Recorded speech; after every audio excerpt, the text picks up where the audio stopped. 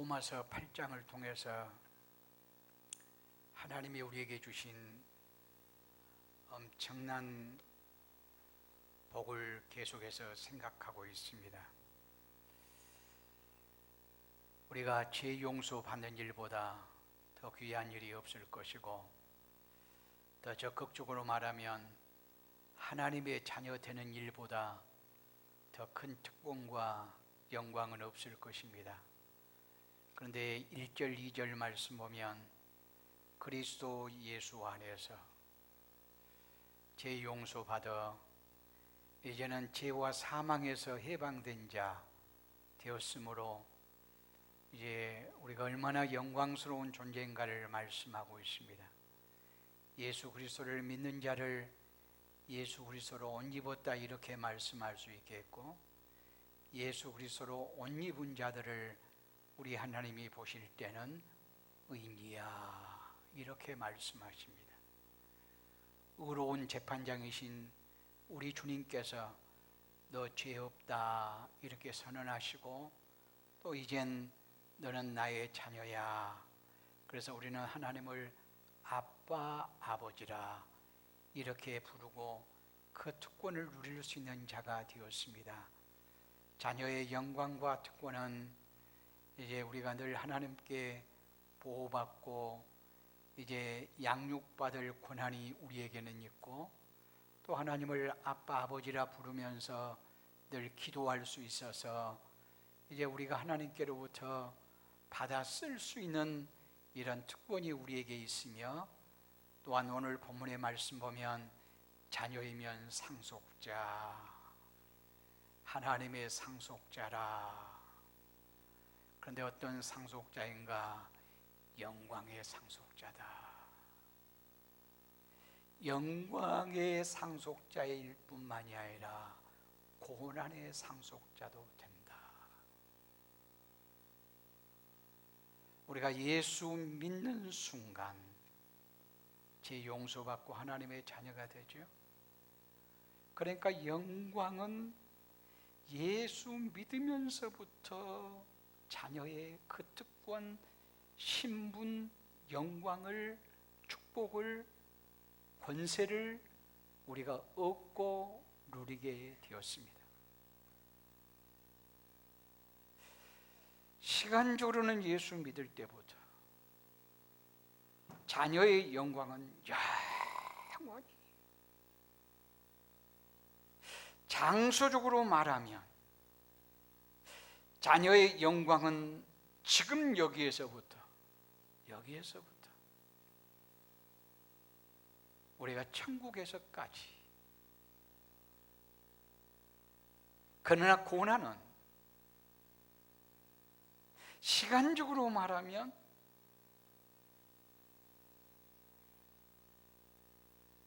내가 살아서 숨쉬는 그 시간까지만 고난, 장소적으로 말한다면 이 땅에 사는 날 동안만 고난, 그리고 고난은 하나님의 나라가 완성되어질 때, 아니 내 생명이 끝날 때 고난은 끝나는 것이라 이렇게 말씀할 수가 있습니다.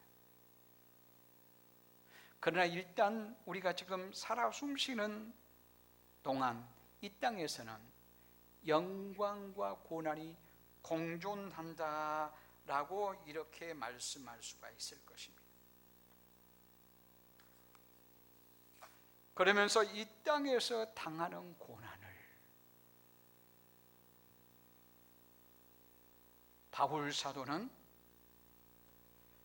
그리스도의 남은 고난에 참여한 거라 이렇게 골로새서 1장 24절에 고백했습니다.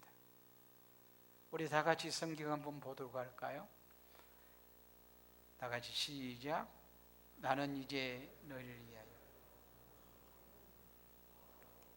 그리스도의 남은 고난을 그의 몸된 교회를 위하여 내 육체에 채우노라.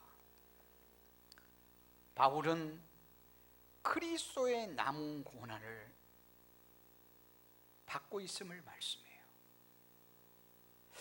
그리스도의 남은 고난 하니까 간단히 우리가 오해할 수 있는 것이 내가 구원받는데 그리스도께서 얼마만큼의 고난을 남겨두셨는가 이렇게 오해할 수가 있어요.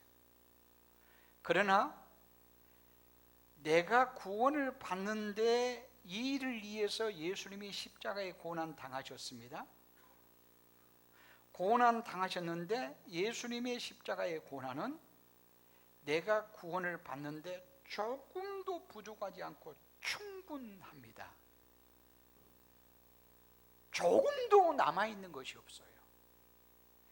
예수님이 90% 정도, 아니 99% 정도 고난 당하셨고 내가 10% 혹은 1% 정도는 내가 고난 당해야 구원이 있다, 그렇게 말하지를 않아요. 예수님의 고난이면 완전하고 충분하다고 말씀할 수 있습니다. 그런데 바울은 그리스도의 남은 고난에 대해서 어필하고 있어요. 이 그리스도의 남은 고난은 무엇이냐면 예수님이 십자가에 죽으시고 3일 만에 부활하시고 40일 동안 계시다가 승천하셨지만 이 땅에 자신의 몸을 남기셨어요. 예수님이 분명히 승천하셨어요. 몸으로 승천하셨어요. 그런데 이 땅에 자신의 몸을 남기셨어요. 또 그 예수님의 몸이 뭐냐? 교회라고 말해요.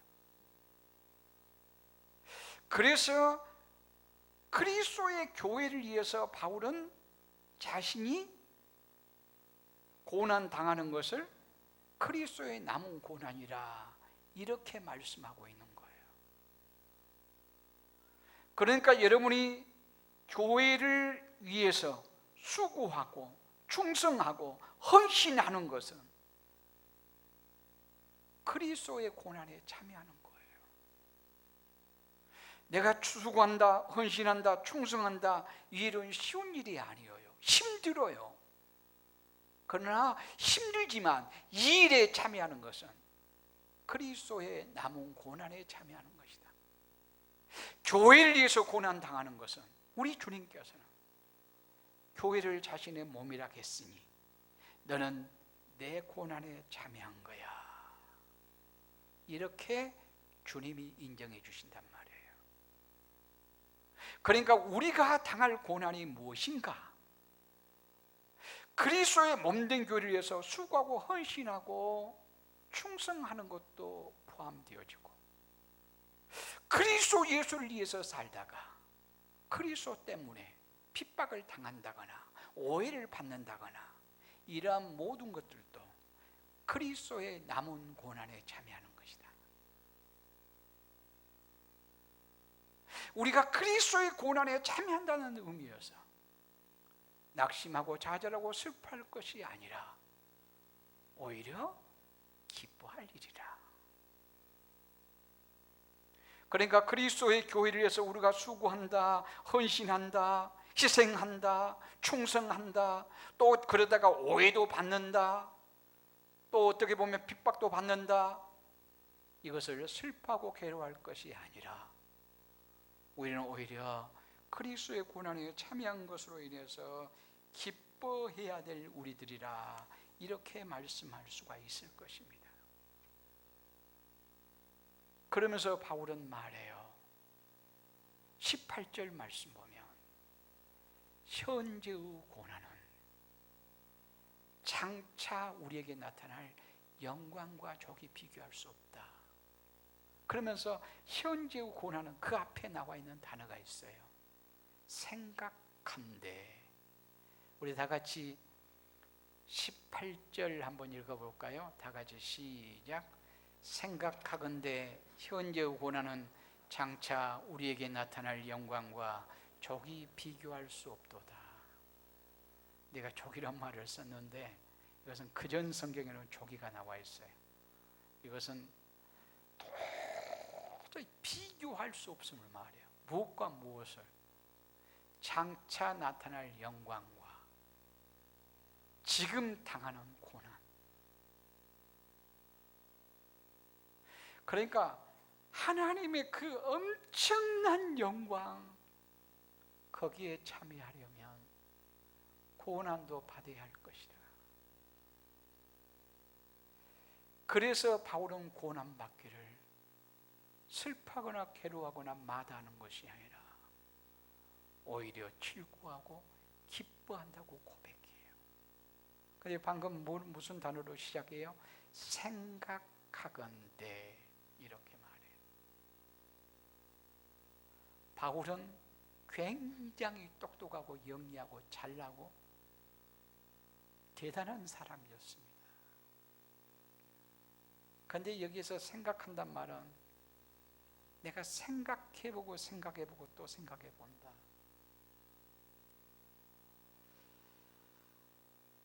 내가 이것을 다양한 모습으로 계산해 보았다. 이렇게 따져보고 저렇게 따져보고 이렇게 따져봤어.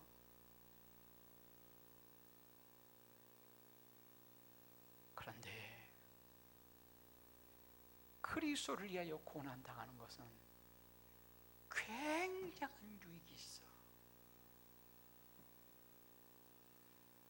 내가 어느 한순간에 은혜 받았으니까 감정적으로 막 느낌이 좋아서 내가 충성할게, 내가 헌신할게, 나는 이 정도가 아니야. 내가 다양한 모습으로 생각해 보았어, 따져 보았어, 계산해 보았어, 세물해 보았어. 그런데 가장 수지 맞는, 가장 나에게 축복스러운 것은 뭐냐? 하나님의 영광에 참여하는 건데, 이 영광은 고난 없이는 없는 거야. 그러니 고난은 영광을 위한 씨앗과 같은 거야. 이렇게 지금 말씀하고 있어요. 어제 저녁에 어떤 가정 신방 가서 그분은 회사에서 4시, 5시에 퇴근하면 농장으로 간대요. 그 농장이 가까이 있는 것이 아니라 저 벌교의 시골에 있는데, 그러니까 한 40분 정도 걸리겠죠. 30분, 40분 정도. 그리고 신나게 아주 재밌게 일하고 한 8시까지 일하고 또 온대요. 회사에서 열심히 땀 흘려 일하고 또 퇴근하자마자 또 일터로 가는 거예요. 그러면서 그 30배, 60배, 100배가 실감이 된다고. 요즘 깨 심어가지고 지금 나고 있는 거예요, 한창? 이제 심었나요? 예, 얼마 안 됐죠. 깨를, 그분 얘기예요. 조금 이렇게 몇 주먹 심으면 깨가 막 엄청나게 이제 나오는 거예요. 그 추수의 그 열매를 생각하면서 지금은 땅에다 버리는 거예요. 땅에다 버리는 거예요. 이 농부들은 추수의 기쁨을 알기 때문에 그래요. 몇십 배, 몇백 배 나온다는 거예요. 그걸 알기 때문에 지금 먹고 싶어도 버려요. 땅에다 버려요. 그래서 그것이 나중에 열매가 엄청날 거예요. 그것하고 비교할 수 없는 것이, 그것하고 비교할 수 없도록 엄청난 것이 하나님의 영광이에요. 하나님의 자녀의 영광, 그 축복. 그런데 이것을 위해서는 고난을 필수로 하고 있단 말이에요. 그러니까 고난은 엄청난 영광을 위한 작은 씨앗에 불과하다. 작은 씨앗.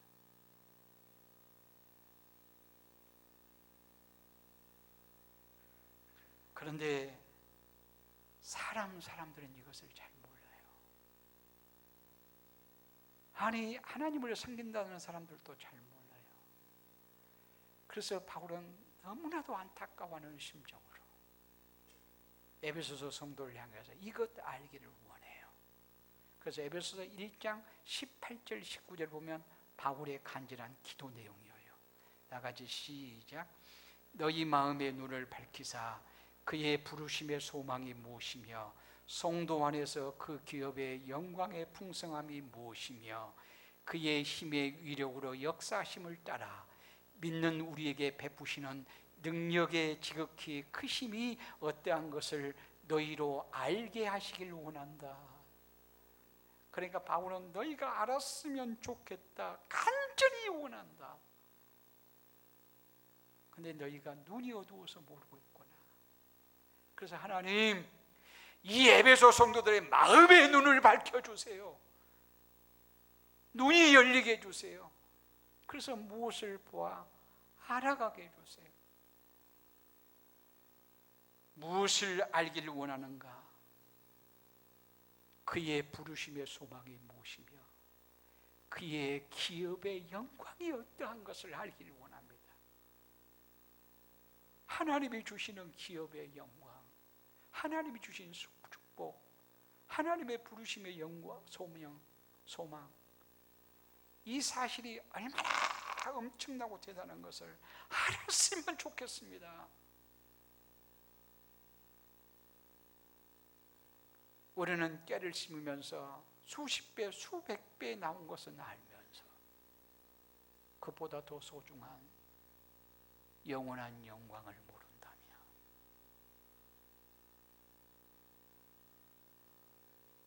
우리는 아니 될 것입니다. 바울은 인생을 결산하면서 디모데 후서를 써요. 자기 일생을 결산하면서 디모데후서 4장 7절 8절 말씀 보면 이렇게 고백하고 있습니다. 다 같이요. 나는 선한 싸움을 싸우고 나의 달려갈 길을 마치고 믿음을 지켰으니 이제 후로는 나를 위하여 의의 면류관이 예비되었으므로 주 곧 의로우신 재판장이 그날에 내게 주실 것이니 내게만 아니라 주의 나타나심을 사모하는 모든 자에게 도니라. 바울은 무엇을 봐요? 면류관을 봐요. 그런데 이 면류관은 내게만이 아니라 주의 나타나심을 사모하는 자, 주님을 신실하게 섬기는 모든 자에게도 있다. 하나님은 나를 위해서 의의 면류관을 예비되었다. 어떤 하나님이? 의로우신 하나님이. 하나님의 판단은, 하나님의 판결은 정확합니다. 정확해요. 인간의 판단은 공의롭지 못한 경우가 너무 많아요.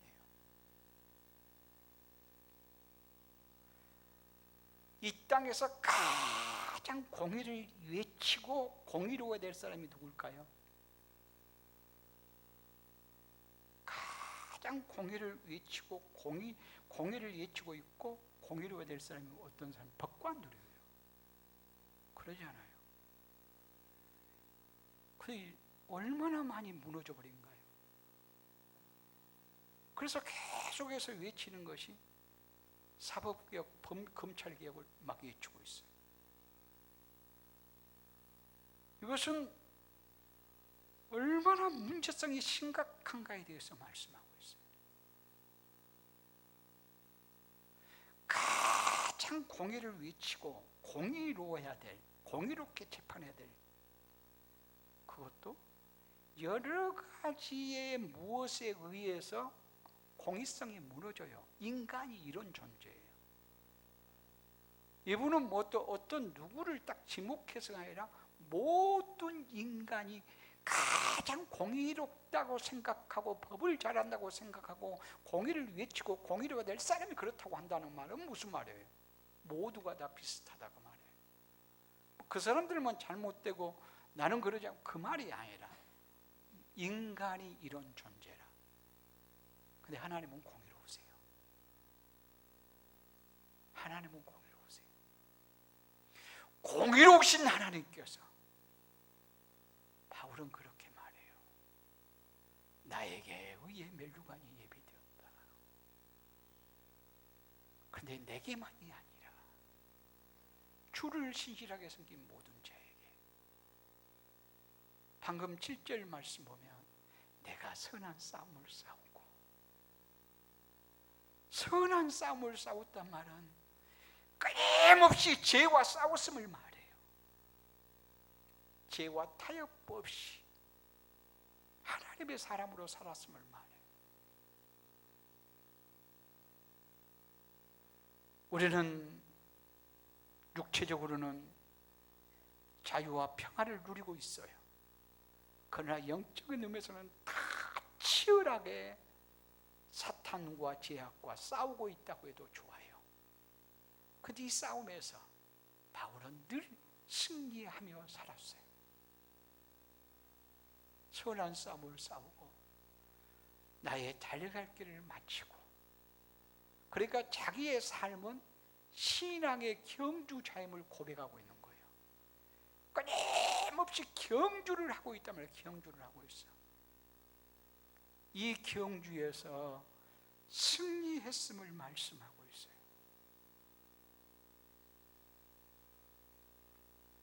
신앙의 경주에서 승리한 바울, 그에게 이제 예비된 것은 뭐예요? 멸관이에요. 그런데 그에게만 아니라 모든 자에게.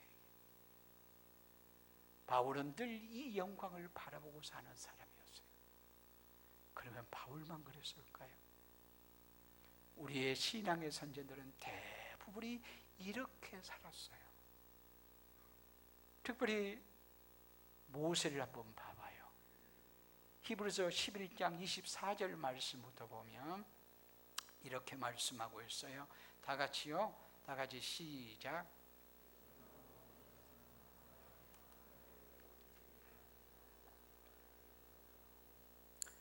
도리어 하나님의 백성과 함께 고난 받기를 잠시 제약의 낙을 누리는 것보다 더 좋아하고, 그리스도를 위하여 받는 수모를 애굽의 모든 보화보다 더 큰 재물로 여겼으니 이는 상 주심을 바라봄이라. 상 주심을 바라보았다. 주님이 내게 상 주실 거야. 이 소망 중에 살았단 말이에요. 그 일을 위해서 무엇을 큰 재물로 여겼어요? 그리스도를 위해서 받는 수모를, 그리스도를 위해서 당한 고난을 애굽의 모든 보화보다도 더 큰 재물로 여겼어요. 그런가 하면 무엇은 거절했어요? 24절 말씀 보면 무엇을 거절했느냐? 공주의 아들이라 칭함을 거절했다는 말은 장차 애굽의 왕이 될 거예요. 애굽의 왕이 되는 것은 그 시대 속에서는 애굽이 가장 강대국이었거든요. 그래서 전 세계의 왕이 되는 거예요. 전 세계의 왕이 되는 것을 거절하고, 그 다음에 25절 말씀에 무엇을 좋아했어요? 도리어 25절 말씀이요. 도리어 하나님의 백성과 고난 받기를 잠시 제약의 낙을 누린 것보다 더 좋아하고,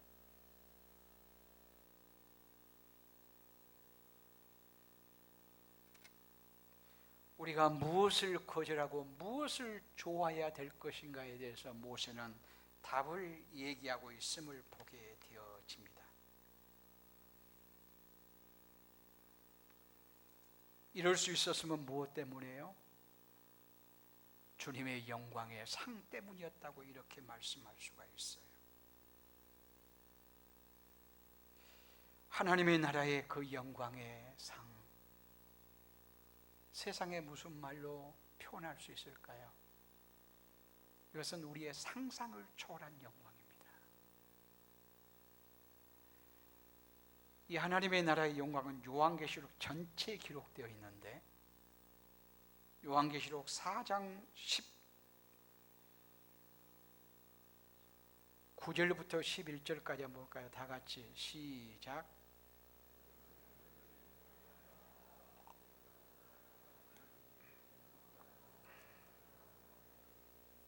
(24) 장로들이 보좌에 앉으신 이 앞에 엎드려 세세토록 살아계시는 이에게 경배하고 자기의 관을 보좌 앞에 드리며 이르되, 우리 주 하나님이여, 영광과 존귀와 권능을 받으시길 것이 합당하오니 주께서 만물을 지으신지라. 만물이 주의 뜻대로 있었고 또 지으심을 받았나이다. 24장로가 하나님의 나라에서 마음껏 기뻐하고 찬양하고 영광과 존귀와 찬양을 주님 앞에 홀로 받아달라고 천상의 찬양의 모습을 볼 수 있어요. 그러면서 10절 말씀 보면 자기에게 씌워진 관을 주님께 드려요. 주님께. 이 고백은 뭐냐 하면 하나님의 나라에 우리가 들어오게 된 것만도, 주님이 우리를 영접해 주신 것만도 너무너무 감사해서 마음껏 찬양하고 싶은데, 존귀와 영광을 주님께 돌리고 싶은데 우리에게 멸류관까지 씌워주시다니 황송해서 이 멸류관을 주님께 드려요. 이 고백은 예수 믿어서 하나님의 자녀가 된 것, 하나님의 은혜였습니다. 이 은혜를 은혜되게 하려고 그리스도의 몸된 교회를 위해서 우리가 열심히 수고했습니다. 그러나 이 수고한 것도 주님의 은혜입니다. 그런데 마지막도 주님의 나라에서 멸류관이 씌워주시는 것은 마치 은혜가 아니라 나의 수고로 또 인정을 해준단 말이에요, 우리 하나님이. 그러니까 이 24장로는 예수 믿는 것도 은혜고 수고하고 헌신한 것도 은혜인데, 하나님의 나라 들어온 것도 은혜 중에 은혜인데 또 멸류관까지 씌워주시다니, 이것은 완전히 은혜에 도취되어 있는 이런 모습이에요. 이 은혜 무엇으로 표현할 수 없습니다라고 하는 이런 고백이에요. 그런데 이 영광을 받기 위해서 우리가 어찌해야 된다고요? 고난도 함께 받아야 될 것이라. 영광에 대한 상속자일 뿐만 아니라 고난도 우리는 상속을 받은 존재라. 그러면서 이런 질문을 하나 던지고 싶어요. 고난이 길어요? 영광이 길어요? 여러분, 고난이 너무 많은 것 같아요? 고통스러운 일이 많은 것 같아요? 영광스러운 일이 많은 것 같아요? 이렇게 물으면 이 땅에서만의 세월을 생각하는 것과 이 땅과 영혼을 함께 생각하는 것, 어떻게 생각하느냐에 따라서 다른 대답이 나올 거예요. 그렇죠? 지금까지 50년, 60년, 70년, 80년, 90년 살았던 이 세월만 두고 고난이 긴가 영광이 긴가 이렇게 볼 것인가? 그렇지 않으면 이 땅에서뿐만 아니라 영원히 이루어질 완성될 그 나라까지 생각하면서 이제 여러분이 계산하는가에 따라서 다른 대답이 나올 것입니다. 그러면서 이 땅에서만 생각한다면 어떨 것 같아요? 무엇이 긴 것 같아요? 고난이 수십 배 길다고 말할 수 있을 거예요. 시편 90편에 이렇게 시인은 고백해요. 우리의 인생이 70이고 강건하면 80이라도 그 연수의 자랑은 수고와 슬픔뿐이라. 이것은 내가 가난하고 못 배우고 병들고 없고 이것도 좀 그러니까 고통이다 그 정도가 아니고, 물론 그거 고통스러운 일이에요. 힘든 일이에요. 그러나 무엇인가 이루었다, 대단하다, 엄청나네, 무엇인가 소유했네, 야, 그 사람일수록 이 세상만 생각하면 고통스러운 일이 많아요. 남 잘 때 자지 못해서 열심히 공부했고, 남 마음껏 쓸 때 쓰지 않고 저축했고, 하여튼 다른 사람 세상을 지킬 때 자기는 그러지 않고 무엇인가 이루었다 그 말이에요. 그러니까 이 세상만 생각하면 고통스러움이 수십 배 더 많다라고 이렇게 말할 수 있을 거예요. 그러나 우리는 이 세상만 두고 볼 것이 아니고 영원한 세상까지 함께 우리가 연결해서 생각하면 이 세상의 고통은 잠시였어요. 잠시. 그래서 예수 그리스도를 믿고 산다는 것이 얼마나 큰 축복인가를 성경은 말씀해요. 베드로후서 3장 8절 말씀 한번 볼까요? 다 같이 시작.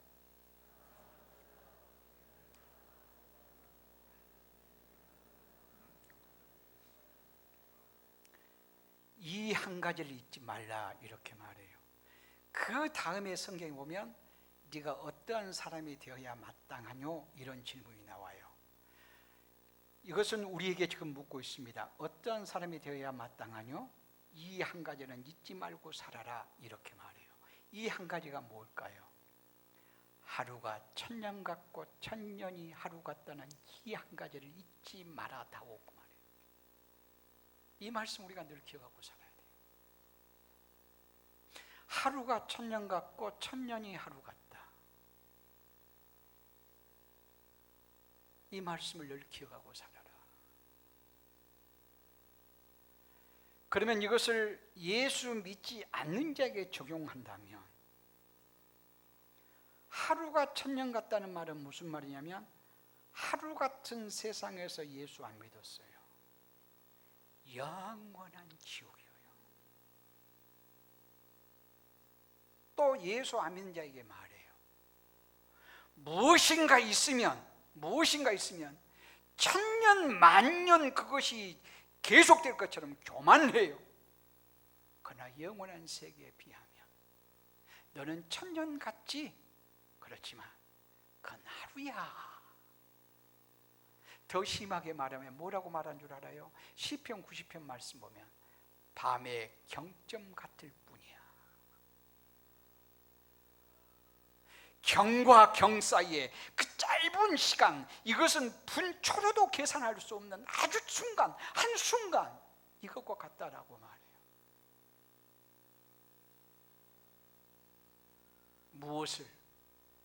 무엇을 그렇게 말씀하는가? 이 세상의 삶을 그렇게 말씀해요.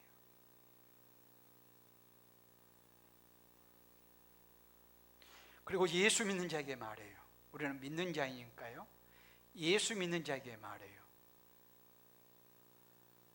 네가 지금 고통당하는가? 힘든가? 어려운가?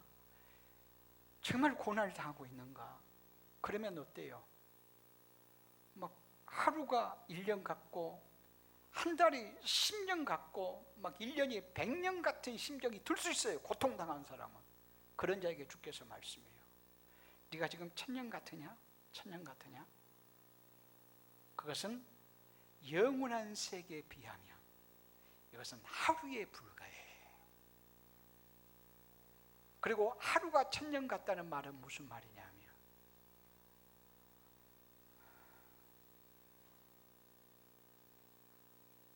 하루가 천년 같다는 말은 하루 같은 세상에서 예수 믿고 신실하게 살아감이 영원하다라고 하는 사실을 말씀해요. 그러니까 하루가 천년 같고 천년이 하루 같다는 말은 예수 믿지 않는 사람은 얼마나 비참하고 불행한 일인가 이것을 말씀하고 있고, 하루가 천년 같고 천년이 하루 같다는 말을 예수 믿는 사람에게 적용하면 하루 같은 세상에서 예수 믿고 사는 것이 영원한 천국이 우리에게 영광의 복이니 얼마나 복된 일인가. 그리고 이 세상에서 힘들고 어렵고 답답하고 고난이 있을 때는 이 시간이 긴 것 같지만 이것은 영원한 세계에 비하면 하루 같으니까 차마 견디지 못할 자가 아무도 없다, 그런 말씀이에요. 우리는 이 세상에서요, 고난 당하는가, 고통스러운 일이 많은가, 좋은 일이 많은가, 그게 문제는 아니에요. 그러니까 대부분의 사람들이 환경을 개선하는 일에 관심을 가지려고 해요. 어떻게 하면 좀 더 환경이 좋을까? 나의 처지가 어떻게 하면 좀 더 좋아지지? 일상적인 일들로만 거기에만 맞추려고 해요. 그런데요, 사실은 가장 자신에게 좋은 환경은요, 하나님 잘 섬길 수 있는 환경이 가장 좋은 환경이에요. 남보다 비교해서 무엇인가 훨씬 더 우월한 것이 좋은 환경이 아니고, 나에게 있어서 하나님을 가장 잘 섬길 수 있는 환경이면 좋은 거예요. 잘 섬길 수 있는 환경. 그런데 냉정하게 한번 진단해 보세요. 내가 지금 살아가는데 굉장히 힘드네, 이럴 때 그리스도로서 더 신실하게 살아가는지, 아니면 나의 삶이 현실이 굉장히 안정돼 있고 그저 너무너무 참 부유롭고 좋고 아주 참 안정돼, 그렇다, 그럴 때 그리스도로 살기가 좋은지, 나의 삶이 굉장히 안정돼 있고 우월하고 탁월하고 대단하고 무엇인가 부러워하고 사람들이 나를 대단하게 보면 그때는 그리스도로 살기를 거의 포기해요. 거의 포기해요. 야, 저 사람 부럽다, 생활이 안정돼 있네, 여러 가지 모양으로 하여튼 이렇게 봐도 저렇게 봐도 참 대단하고 멋져, 이런 사람일수록 그리스도로 사는 것은 거의 포기되어지는 삶을 살아요.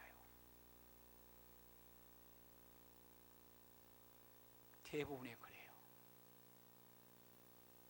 그러나 내가 지금 너무 힘들어요, 고통스러워요, 지금 막 누가 봐도 나는 힘들어, 그럴 때일수록 더 그리스도로 살려고 해요. 근데 내가 말씀하고자 하는 것은 뭐냐 하면, 나에게 가장 좋은 환경은 내가 하나님의 사람으로 신실하게 살기에 가장 좋으면 좋은 환경이에요. 그러면서 한마디 더 말한다면, 무엇인가 내가 안정됐고 우월하고 대단하고 부러워하고 엄청나네, 그럴 때일수록 우리는 더 정신 차려야 된다. 더 정신 차려야 돼. 내가 어렵고 힘들면 정신을 더 차려도 주님을 의지해요. 그 사람은 주님을 사랑해요. 그런데 내가 너무너무 모든 것이 돼 있어, 그러면요 내가 교만하기 십상이에요. 하나님 없어서 살 것 같아요. 그래서 무엇인가 잘 되고 그럴수록 더 정신 차려야 된다. 그래서 무엇인가 있다, 잘 됐다, 풍요롭다, 안정돼 있다, 그런 가운데서 하나님을 더 찾아서 하나님의 선물로 고백하고 하나님께 감사하고 하나님의 나라와 그의 뜻을 따라서 살아갈 수 있다면 너무 멋진 거예요. 이것이 참 아름다운 일이에요. 우리가 이렇게 하나님의 영광을 마음껏 노래하고 찬양하려면 고난도 우리가 기꺼이 감당하는 우리 모두가 되어줄 수 있기를 바랍니다. 기도하겠습니다.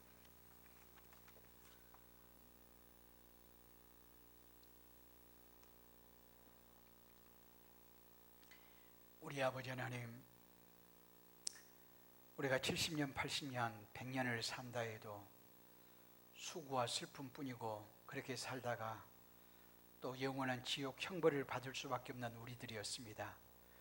그런데 그리스도 안에서 재용서하시고 하나님의 자녀 되게 하셔서 하나님을 아빠 아버지라 부르게 하시고, 그 영광을 우리가 이 땅에서 뿐만이 아니라 영원히 누릴 수 있는 하나님의 나라가 우리의 나라 되게 하신 이 은혜 생각할 때 참으로 감사함을 드립니다. 이 영광을 누릴 자들은 이 땅에서 또 고난의 씨를 열심히 뿌리게 하시옵소서. 그리하여 그리스도의 몸된 교회를 위하여 땀 흘려 수고하며 헌신하며 충성하기에 게을리하지 않도록 도와주시고, 이러다가 때로는 오해를 받기도 하고 핍박을 받기도 하지만 그러나 하나님의 나라의 영광, 이걸 바라보면서 잘 견디는 우리 모두가 되게 하옵소서. 예수님의 이름으로 기도드리옵나이다. 아멘.